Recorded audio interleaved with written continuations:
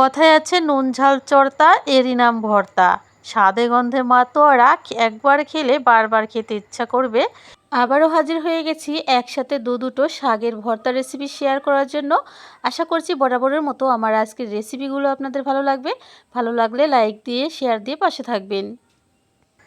তো কচু শাকের ভর্তা তৈরি করার জন্য আমি এইখানে প্রায় 10 থেকে 12টা কচু শাকের পাতা নিয়েছি, আর এই পাতাগুলো আমি আগে থেকে পরিষ্কার করে ধুয়ে নিয়েছি।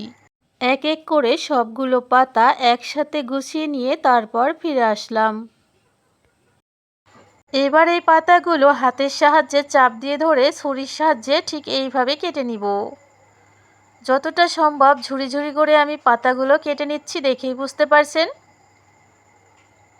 আপনারা চাইলে এই কাজটা বটি দিয়েও করতে পারেন, আমি ছুরি দিয়েই কেটে নিচ্ছি। সম্পূর্ণ পাতা কেটে নিয়ে তারপর ফিরে আসলাম। দেখেই বুঝতে পারছেন পাতাগুলো কতটা সুন্দরভাবে কাটা হয়েছে। এবার এই পাতাগুলো আমি অন্য একটা পাত্রে নিয়ে তারপর ফিরে আসলাম। এবার আমি চলে যাচ্ছি পরবর্তী স্টেপে। চুলায় একটা কড়া বসিয়ে দিয়েছি, আর কড়াটা আমি গরম করে নিচ্ছি। আমাদের কড়াটা কিন্তু গরম হয়ে গেছে। এবার আমি দিয়ে দিচ্ছি 2 টেবিল চামচ সরিষা তেল। এবার এই তেলটা একটু গরম করে নিতে হবে। তেল গরম হয়ে গেছে, এবার আমি দিয়ে দিচ্ছি বেশ কিছু রসুনের কোয়া। এইখানে আমি একটা রসুনের কোয়া সম্পূর্ণটা বের করে নিয়েছি। সবগুলো রসুন আমি মাঝখান থেকে কেটে তারপর পরিষ্কার করেছি, সেজন্য কিন্তু রসুন অনেকগুলো মনে হচ্ছে। তো রসুনটা কিছুক্ষণ ভেজে নিয়ে আমি এখানে দিয়ে দিচ্ছি 3টা কাঁচা লঙ্কা। লঙ্কাগুলো আমি একটু ছোট ছোট পিস করে কেটে নিয়েছি। এবার আমি দিয়ে দিচ্ছি 2টো মাঝারি সাইজের পেঁয়াজ কুচি। পেঁয়াজগুলো দিয়ে এবার আমি সমস্ত উপকরণ কিছুক্ষণ ভেজে নেব। এই সময় চুলার আঁচ রাখতে হবে মাঝারি, যাতে করে ভাজার সময় সমস্ত উপকরণ ভালো করে সেদ্ধ হয়ে যায়। প্রায় 2 থেকে 3 মিনিট পর ফিরে আসলাম। দেখেই বুঝতে পারছেন আমাদের সমস্ত উপকরণ কিন্তু খুব সুন্দর ভাজা হয়ে গেছে। এবার এই উপকরণগুলো আমি অন্য একটা মিক্সিং বোলে তুলে নিচ্ছি। অবশ্যই তেল ঝরিয়ে তুলে নিতে হবে। সম্পূর্ণ মিশ্রণটা তুলে নিয়ে তারপর ফিরে আসলাম। এবার এই একই তেলের মধ্যে 5টা শুকনো লঙ্কা দিয়ে আমি খুব ভালো করে কড়া করে ভেজে নেব। যত ভালো ভাজা হবে মরিচগুলো থেকে কিন্তু তত ভালো সুগন্ধ বের হবে। একটু কড়া করে ভেজে নিলে কিন্তু খেতে ভালো লাগে। তো মরিচটা কিন্তু আমার কড়া করে ভাজা হয়ে গেছে। এবার আমি লঙ্কাগুলো তুলে নিচ্ছি। এবার আমি এই একই প্যানের মধ্যে দিয়ে দিচ্ছি কেটে রাখা কচু শাকগুলো। সম্পূর্ণ কচু শাক দিয়ে এবার আমি দিয়ে দিচ্ছি 1/2 চা চামচ লবণ। লবণটা দেওয়া হলে এবার আমি নিয়ে নিচ্ছি বেশ কিছুটা পানি। লবণের উপরে আমি প্রায় 1/2 কাপের মতো পানি দিয়ে দিচ্ছি। যেহেতু কচু শাকে পানি থাকে না, সবসময় ঝরে যায়, সেজন্য অবশ্যই অল্প পরিমাণ পানি দিতে হবে। এবার আমি ঢাকনা দিয়ে ঢেকে সেদ্ধ করে নিব প্রায় 4 থেকে 5 মিনিটের মতো। তো ফিরে আসলাম 4 থেকে 5 মিনিট পর। আমার শাকগুলো কিন্তু প্রায় আংলে গেছে। এবার এই শাকের মধ্যে আমি দিয়ে দিচ্ছি বাদবাকি উপকরণগুলো। দিয়ে দিচ্ছি আমি 4 থেকে 5 কোয়া কাঁচা রসুন, সেই সাথে দিয়ে দিচ্ছি আমি 5টা কাঁচা লঙ্কা, সেই সাথে দিয়ে দিচ্ছি আমি সামান্য একটু পেঁয়াজ কুচি। সমস্ত উপকরণ দিয়ে আমি সামান্য পানি দিয়ে দিচ্ছি। কিছুটা পানি দিয়ে এবার আমি সমস্ত উপকরণ খুব ভালো করে মিশিয়ে দেব। মিশিয়ে নেওয়া হয়ে গেলে কিন্তু আমি ঢাকনা দিয়ে ঢেকে সেদ্ধ করে নিব। ফিরে আসলাম 2 মিনিট পর। কচু শাক থেকে কিন্তু কিছুটা পানি ছেড়েছে, আর এবার আমি নেড়ে চেড়ে উল্টে পাল্টে দিচ্ছি। আর সেই সাথে এখানে মিশিয়ে দিতে হবে একটা সিক্রেট উপকরণ। দিয়ে দিচ্ছি আমি 1 ফালি লেবুর জুস। এতে করে কিন্তু কচু শাকে কোনো রকম গলা ধরবে না, যাদের গলা ধরে তারা কিন্তু এই স্টেপটা অবশ্যই ফলো করবেন। এই লেবু ব্যবহার করার কারণে শাকটা দীর্ঘদিন ভালো থাকবে, আর সেই সাথে কিন্তু একেবারে গলা চুলকাবে না। এবার আমি লেবুটা খুব ভালো করে শাকের সাথে মিলিয়ে দিচ্ছি। মিলিয়ে দেওয়া হয়ে গেলেই আমি আবারও ঢাকনা দিয়ে ঢেকে দেব 2 মিনিটের জন্য। এভাবে 2 মিনিট পর পর উল্টে পাল্টে নেড়ে চেড়ে দিতে হবে 2 থেকে 3 বার।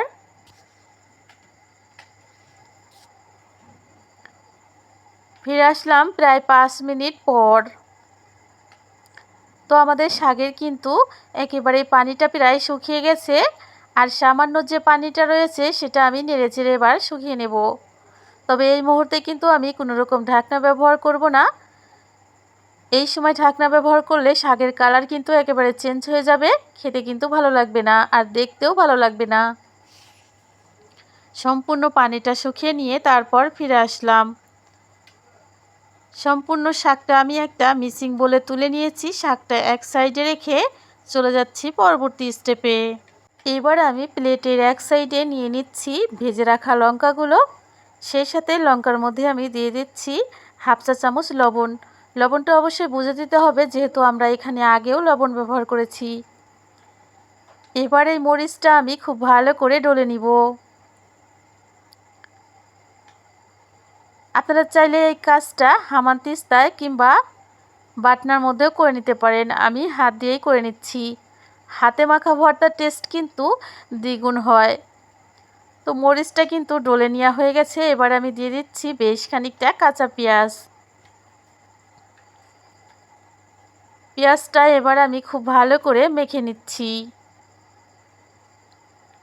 ততক্ষণ মাখতে হবে যতক্ষণ না পেঁয়াজটা একেবারেই লঙ্কা ও লবণের সাথে মিশে একেবারে নরম ও সফট হয়ে যাচ্ছে। তো প্রায় 1 থেকে 2 মিনিটের মতো মেখে নিয়ে তারপর ফিরে এসেছি। আমাদের লঙ্কাগুলো কিন্তু খুব সুন্দর করে সফট হয়ে গেছে, কিছুটা তুলে রেখে দিলাম। এবার এই পেঁয়াজ লঙ্কার সাথে ভাজা মশলাগুলো দিয়ে দিতে হবে। সম্পূর্ণ ভাজা মশলাগুলো এবার আমি হাত দিয়ে চেপে চেপে ভর্তা করে নিচ্ছি। সমস্ত উপকরণ কিন্তু খুব ভালো করে সেদ্ধ হয়েছে। ভর্তা করতে কিন্তু তেমন একটা সমস্যা হবে না। এবার আমি শাকগুলো এর মধ্যে মিশিয়ে দিচ্ছি। শাকগুলো গরম থাকলে অবশ্যই একটু ঠান্ডা করে নিতে হবে। তো কিছুটা মিশিয়ে নেওয়ার পর আমি দিয়ে দিচ্ছি বেশ খানিকটা সরিষা তেল। তেলটা দিয়ে এবার আমি সমস্ত উপকরণ আরও একবার খুব ভালো করে ম্যাশ করে নিব।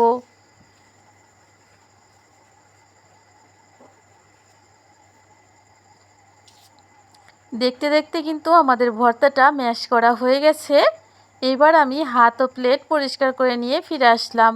ভর্তার পাতে দিয়েছি 2 টুকরো লেবু, আর সেই সাথে দিয়ে দিচ্ছি পেঁয়াজ লঙ্কা যে ভর্তা রেখেছিলাম সেটা দিয়ে আমি পরিবেশন করে দিচ্ছি।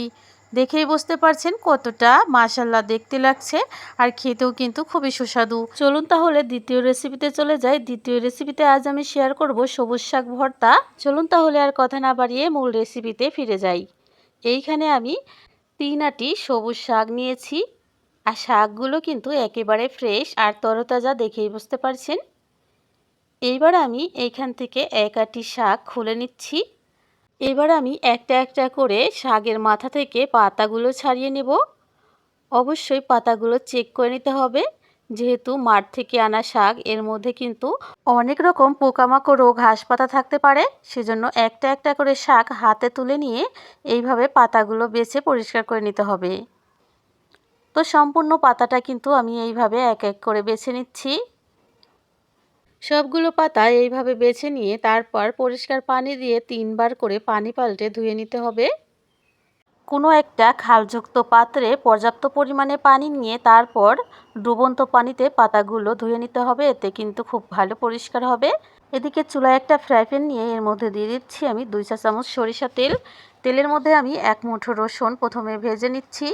রসুনগুলো 1 মিনিটের মতো ভেজে নিয়ে এর মধ্যে আমি দিয়ে দিচ্ছি বেশ কয়েকটা কাঁচা লঙ্কা। আমি যে লঙ্কাগুলো নিয়েছি এগুলোর ঝাল একটু কম, সেজন্য আমি বেশি নিয়েছি। আপনারা চাইলে কমিয়ে বাড়িয়ে নিতে পারেন। সেই সাথে আমি দিয়ে দিচ্ছি 1 মুঠো পেঁয়াজ কুচি। এবার আমি এই 3টে উপকরণ খুব ভালো করে ভেজে নেব। 2 থেকে 3 মিনিট সময় নিয়ে হালকা ব্রাউন কালার করে পেঁয়াজগুলো ভেজে নিতে হবে। অবশ্যই অল্প আঁচে ভাজতে হবে, এতে করে সমস্ত উপকরণ খুব ভালো করে সেদ্ধ হয়ে যাবে। তো বন্ধুরা, আমার পেঁয়াজ রসুন লঙ্কাগুলো খুব ভালো করে ভাজা হয়ে গেছে। আমি এবার তুলে নিচ্ছি। এবার আমি একই প্যানের মধ্যে দিয়ে দিচ্ছি বেশ কয়েকটা শুকনো লঙ্কা। এই লঙ্কাগুলো আমি একটু কড়া করে ভেজে তুলে নিচ্ছি। এবার এই একই প্যানের মধ্যে আমি দিয়ে দিচ্ছি শাকগুলো। প্রথমে আমি বেশ কিছুটা শাক দিয়ে উপর দিয়ে আমি হাফ চা চামচ লবণ দিয়ে দিচ্ছি। এরপর বাদবাকি শাকগুলো দিয়ে দিচ্ছি। শাকগুলো যেহেতু আমি সবেমাত্র ধুয়ে এনেছি, এখানে বাড়তি কোনো পানি প্রয়োজন পড়বে না। এবার ঢাকনা দিয়ে ঢেকে আমি জাল করে নিচ্ছি 3 থেকে 4 মিনিটের মতো। এতে করে কিন্তু আমাদের শাকগুলো আংলে যাবে। দেখেই বুঝতে পারছেন শাকগুলো আগের তুলনায় কতটা কমে গেছে। এবার আমি আবারও ঢাকনা দিয়ে ঢেকে দিচ্ছি। 2 মিনিট পর শাকগুলো যখন একেবারে উনে গেছে, এখানে আমি দিয়ে দিচ্ছি বেশ কয়েকটা রসুন। সেই সাথে দিয়ে দিচ্ছি 4 থেকে 5টা কাঁচা লঙ্কা আর 2টো মাঝারি সাইজের পেঁয়াজ কুচি। এবার আমি সমস্ত উপকরণ একটু নেড়েচেড়ে মিলিয়ে নিচ্ছি। মিলিয়ে নেওয়া হয়ে গেলে এবার আমি ঢাকনা দিয়ে আবারও ঢেকে দিব। প্রায় 5 মিনিটের মতো রান্না করে নিব। ফিরে আসলাম 5 মিনিট পর। এবার আমি একটু উল্টে পাল্টে দিচ্ছি। আমাদের শাকগুলো কিন্তু প্রায় সিদ্ধ হওয়ার পথে। আরও 2 মিনিট আমি সেদ্ধ করে নিচ্ছি। দেখেই বুঝতে পারছেন আমার শাকগুলো কিন্তু একেবারে পানিটা শুকিয়ে গেছে। আর শাকগুলো কিন্তু একেবারে ভালো মতো সেদ্ধ হয়ে গেছে। সামান্য পানি রয়েছে, এই পানিটা একটু শুকিয়ে নিতে হবে নাড়াচাড়া করে।